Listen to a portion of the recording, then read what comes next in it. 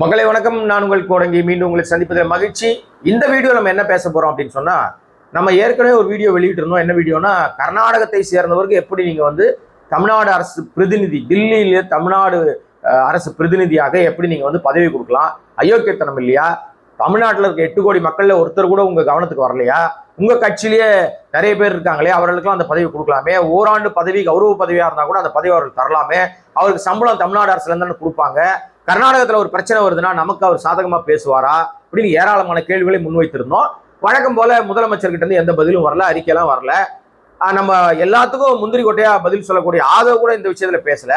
ஆனால் பொய் மட்டுமே பேசிக்கொண்டு வாயை திறந்தா பொய்யை தவிர வேற எதுவும் பேசாத மாண்புமிகு மின்சாரத்துறை அமைச்சர் நம்ம நிர்மல்குமார் பதில் சொல்லியிருக்காரு. என்ன பதில் சொல்லியிருக்காரு அப்படின்னா, அதுதான் ஹைலைட். அதை பத்தி தான் பேச போறோம். நம்ம நிர்மல்குமார் என்ன பேசியிருக்காரு அப்படின்னு சொன்னா, இந்த மாதிரி அவர் முதலமைச்சருக்கு ரொம்ப நெருக்கமானவர், நம்பிக்கைக்குரியவர்.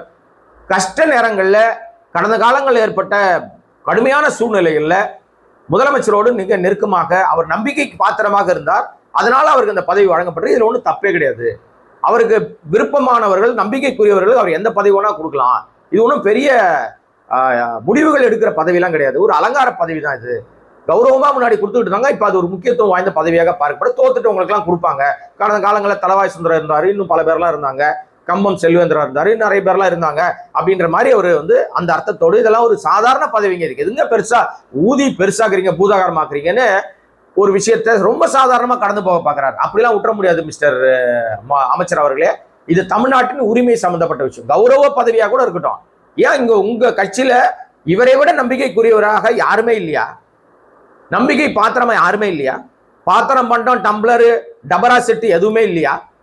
கர்நாடகத்தை சேர்ந்தவர் தான் இருப்பாரா அப்படின்னா அதற்கும் விளக்கம் கொடுத்துட்டாரு. அவர் கர்நாடகம் பூர்வீகம் அவருக்கு இல்ல, அவர் ஆந்திராவை பூர்வீகமாக கொண்டவர் அப்படின்னு. ஏற்கனவே ஆந்திராவை சேர்ந்த நம்ம விஷ்ணு ரெட்டிக்கு ஆலோசகர் பதவி கொடுத்து வச்சிருக்காரு. அதுவும் அயோக்கியத்தனத்துடைய உச்சம். ஆலோசகரா இருக்கணும்னா அவர் எந்த மாநிலத்துல சேர்ந்தவனா இருக்கலாம்னு நீங்க தப்பிச்சிடலாம். ஏன்னா நீங்க ஒரிசாவை உடனே உதாரணத்தை கொண்டு வருவாங்க. ஒரிசால ஒரு தமிழர் தானே முதலமைச்சருக்கு ஆலோசகரா இருந்தாருன்னு அங்க கொடி புடிச்சு வருவானுங்க. ஆனால் இது அந்த ஆலோசகர் பதவியை விட நம்முடைய மாநில உரிமைகளை, நம்முடைய மாநிலத்தினுடைய விஷயங்களை அங்க கொண்டு போய் கடத்தி பேச்சுவார்த்தை நடத்துற இடத்துல அந்த எல்லா புரோட்டோகாலையும் ஒழுங்கு பண்ணக்கூடிய இடத்துல இருக்கக்கூடிய ஒரு வேற்று மாநிலத்தை சேர்ந்தவராக இருந்தாருன்னா அவருக்கு அங்க நம்ம மாநிலத்துக்காக பேச வாய்ப்பே இல்லை. அப்ப முட்டு கொடுக்குறாரு நம்ம சிடிஆர் நிர்மல்குமார்னு வெளிப்படையா பச்சையா தெரியுது. அசிங்கமா இருக்குது. ஒரு அமைச்சர்ன்ற பேர் சொல்லாதீங்க, கேவலமா இருக்கு. உங்களுக்கு எல்லாம் அமைச்சரா இருக்க தகுதியே கிடையாது. இப்படியாங்க பச்சையா முட்டை கொடுப்பீங்க? அயோக்கியத்தனமா இருக்குங்க இது. சரி, இப்ப இவர் என்ன முட்டு கொடுத்தாருன்னா அதெல்லாம் ஒரு பெரிய விஷயமே இல்லைங்க. இதெல்லாம் நீங்க பெருசாலாம் அவருக்கு நம்பிக்கையானவருக்கு பார்த்து பதவி கொடுத்தாரு. அவருக்கு சம்பளம் எல்லாம் ஒரு பெரிய விஷயம் இல்லைங்க. அவர்கிட்ட அவர் கார் கொடுப்பாங்க, அதெல்லாம் அவர்கிட்ட எல்லாமே இருக்கு, ஏராளமா இருக்குது இல்ல. அப்புறம் என்ன ஆணி புடுங்கிறது, என்ன வெண்ணெய்க்கு இந்த பதவி கொடுத்தீங்க? அவருக்கு என்ன பட்டருக்கு இந்த பதவி கொடுத்தீங்க? வெண்ணா கூட அசிங்கமா இருக்குன்னு நினைப்பாங்க. பட்டர் என்ன பட்டருக்கு இந்த பதவி கொடுத்தீங்க? ஆக மொத்தம் தமிழ்நாடு அரசு ஆணவத்தினுடைய உச்சத்துல செயல்படுது, அசிங்கப்பட்டு கொண்டே இருக்குது. அதெல்லாம் துப்புனா தொடச்சிக்கிற கேரக்டரா மாறி போயிட்டாங்க. அதனால அதை பத்தி தப்பு இல்லை. துப்புனா தொடச்சிக்கிற எங்க அண்ணன் பாவம் நாஞ்சில் சம்பத்து பரிதாபமா இருக்காரு. அவருக்கு எதனா கொடுப்பீங்களாப்பா? இல்ல கடைசி வரைக்கும் அப்படியே மேடையா மீட்டிங் பேசி தலையில துண்டை போட்டுக்கிட்டு புக்கை தூக்கி தரமேல வச்சுக்கிட்டு பரிதாபமா தான் அவர் வாழ்க்கையை ஓட்டணுமா? அவருக்கெல்லாம் எந்த வாய்ப்பும் தரமாட்டீங்களான்னு எல்லாரும் மாதிரி நானும் கேள்வி கேட்கிறேன். Right, okay. இப்ப சிடி நிர்மல்குமார் அமைச்சரா இருக்காரு, முதலமைச்சர் அவருக்கு அமைச்சர் பதவி கொடுத்துருக்காரு. தாவேக்கால இருக்கார், தாவேக்கா விசுவாசி. RSS குழந்தையா இருந்தா கூட தாவேக்கா விசுவாசி. அவர் முட்டு கொடுக்கறதுல தப்பு இல்லைன்னா கூட இன்னொருத்தர் முட்டு கொடுத்துருக்காருங்க. உலகமகா முட்டுங்க. அது தமிழ் தேசியம் பேசுவாரு. இப்ப பேசுறாராம் புதுசா. அவர் 26 வருஷமா தமிழ் தேசியம் பேசுறாரு. நீங்க சீமான் நினைச்சிடாதீங்க, சீமான்லாம் கிடையாது. நம்ம தொல் திருமாவளவன், அண்ணன் தொல் திருமாவளவன் என்னங்க ஒரு கர்நாடகத்தை சேர்ந்தவருக்கு தமிழ்நாடு அரசு பிரதிநிதி பதவி கொடுத்துருக்காங்களா? அது அவங்க கட்சி விவகாரங்க. அதுக்குதான் சிடி நிர்மல்குமார் அவங்க அமைச்சர் விளக்கம் கொடுத்துட்டாருல்ல, அவர் கொடுத்துட்டாருல்ல, அவ்வளவுதான். அது அவர் யாருக்கு ஒன்னா கொடுக்கலாம். அது ஒண்ணு நம்ம ஏன் அதுல போய் கருத்து சொல்லணும்? அது அவங்க கட்சி விவகாரம். எது கட்சி விவகாரம்? தமிழ்நாடு அரசினுடைய சம்பளத்தை எடுத்து, தமிழ் மக்கள் வரி கொடுக்கறதுல இருந்து சம்பளத்தை எடுத்து ஆந்திராக்காரனுக்கு கர்நாடகாரனுக்கு சம்பளம் கொடுப்பாங்க. அதை நாங்க கேட்டுக்கிட்டு சும்மா இருக்கணும். நீங்க தமிழ் தேசியம் பேசுறதை நாங்க நம்பணும். ஏன் அப்படி மாறி போயிட்டீங்க? இல்ல அப்படி என்ன பெரிய மாற்றம் நடந்து போச்சு? ஆனா திருமாவளவன் அண்ணன் கிட்ட இதை நான் எதிர்பார்க்கவே இல்லைங்க. ஆனா இப்ப அவர் வந்து இப்ப எப்படி வந்து அவர் இப்ப சொன்னா அவர் எல்லாம் வருத்தப்படுறாங்க. ஆனா அப்படிதான் நடக்குது போல இருக்கு. ஏதோ ஒரு பெரிய ஆதாயம் நடந்திருக்குங்க. அது என்ன ஆதாயம் நமக்கு சொல்ல தெரியல. ஏன்னா இப்ப எல்லார் ஆபீஸ்க்கும் சோபா போன மாதிரி இவர் ஆபீஸ்க்கும் சோபா போச்சு. 2 சிங்கிள் சோபா போச்சு, 2 ட்ரிபிள் சோபா போச்சு, 3 பேர் உட்கார சோபா, ஒரு சிங்கிள் சோபா போச்சு. இந்த சோபாக்களில் அப்படி என்ன இருந்ததுன்னு எனக்கு தெரியாது. அது சோபா, அது உள்ள இருந்ததுன்னா என்ன எக்ஸ்ரே வச்சா பார்த்தேன், எனக்கு தெரியாது. அது போன பிறகு அதுக்கப்புறம் தான் முதலமைச்சர் போனார். அதனால அவரை எப்படி வந்து சோபா முகம்னு நம்ம வந்து சண்முகம் அவர்களை வந்து எல்லாரும் சொல்றாங்களோ அது மாதிரி இவர் சோபா வளவனா மாறி போயிட்டார். திருமாவளவனா இருந்தவர் சோபா வளவனா மாறி போயிட்டார். அவர் அதுக்காக கோவப்படுறாரு. என்னை எல்லாரும் கார்னர் பண்றாங்க அப்படின்னு சொல்றாரு, என் மீது பழி சுமத்துகிறார்கள்னு வீடியோ வெளியிடுறாரு.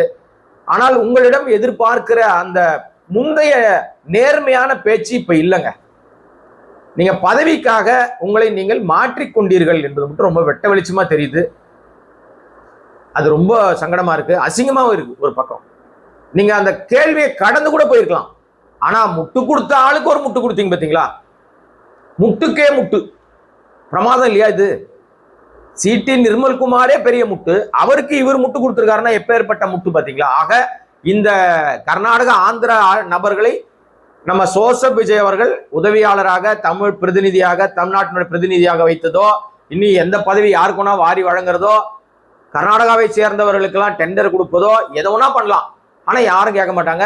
இந்த கட்சிகள் கேட்கணும். நீங்க நம்பினீங்கன்னா நான் நம்புறேன்னா நம்ம தான் முட்டாள். ஆக இவர்களெல்லாம் மீண்டும் உங்களை நம்பி வருவார்கள். மக்களே, இதை பார்த்து கொண்டிருக்கிற மக்களே, ஓட்டு போடக்கூடிய உங்களுடைய அந்த வாக்கு என்கிற ஆயுதத்தின் மூலமாக இப்படிப்பட்டவர்களை எல்லாம் அடையாளம் கண்டு கொள்ளுங்கள். தமிழ்நாடு ரொம்ப கேவலமா போயிடுச்சு.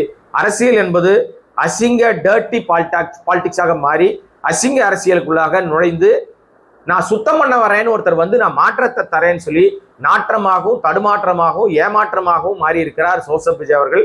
அந்த ஆட்சி இன்னும் எவ்வளவு நாட்களுக்கு நீடிக்கும், இன்னும் என்னென்ன கூத்தலாம் நம்ம பார்க்க போறோம் அப்படின்றது நமக்கு தெரியவே இல்லை. எனிவே மக்களே, இப்போ நம்ம இதோட சேர்ந்து இன்னொரு முக்கியமான ஒரு விஷயத்தையும் சொல்லிடலாம். நம்ம வந்து ஒரு வீடியோ வெளியிட்டு இருந்தோம். என்ன வீடியோனா, செங்கோட்டையன் அவர்கள் சாதி அடையாளத்தோடு மாணவர்களுக்கு ஐடி கார்டு தர போறத அப்படின்னு சொல்லியிருந்தாரு. ஆனால் கல்வித்துறை அமைச்சராக இருக்கிற ராஜ்மோகன் அப்படி இல்லைங்க, தவறாக புரிந்து கொள்ளப்பட்டது, தவறாக அவர் சொல்ல வந்த விஷயம் மாறி புரிந்து கொள்ளப்படுது, அப்படிலாம் சாதியெல்லாம் நாங்கள் போட மாட்டோம் அப்படின்னு சொல்லிட்டாரு. ஒரு ஆறுதலான விஷயம். அப்படிலாம் அவர் போட்டாங்கன்னா அது அயோக்கியத்தனோட உச்சம். அதை அவர்கள் மெல்ல நூல் விட்டு பார்க்கறது, எவனுமே கண்டிக்கலன்னா அதை அப்படியே இம்ப்ளிமெண்ட் பண்ணிடுறது. இப்ப பாருங்களேன், ஒரு அரசாணை ரதன் பண்டிட் பலிகடா ஆக்கப்பட்டிருக்கிறார் ஜோசியர். அவருக்கு முன்னாடியே தம்பி ஜெகதீஷுக்கு அரசாணை வெளியிடப்பட்டிருக்கு.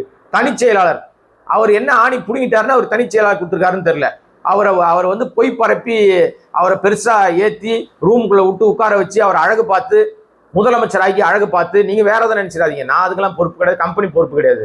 சரி, இது மாதிரியான செய்கைகள் செய்ததுனால அவருக்கு அந்த பதவி கொடுத்துருக்காங்க. என் தம்பி தான் அவன், அதுக்காக அந்த பதவிக்கு வந்து தகுதியான நபரா ஜெகதீஷ்னா 1% கூட கிடையாதுங்க. விஜய தூக்கி பிடித்ததை தவிர இந்த தமிழ் சமூகத்துக்காக முதலமைச்சருக்கு ஆலோசகராக இருக்கிற அளவுக்கு அவனுக்கு எந்த அறிவும் இல்லை.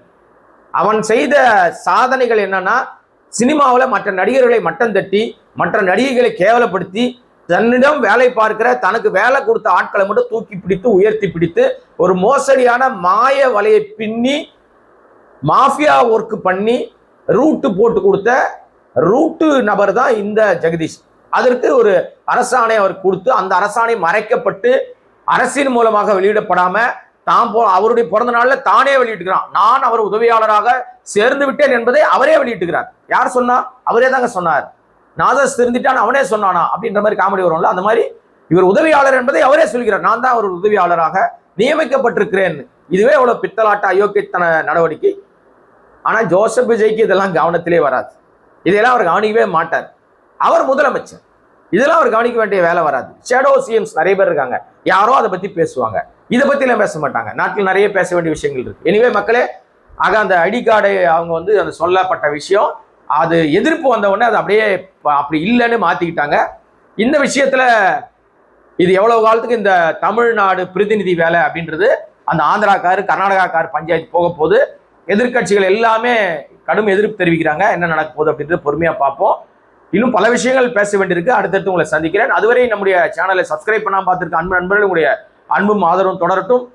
இதை நிறைய பேருக்கு ஷேர் பண்ணுங்க. உங்களுடைய கருத்துக்களை கமெண்ட்டுகளாக பதிவிடுங்க.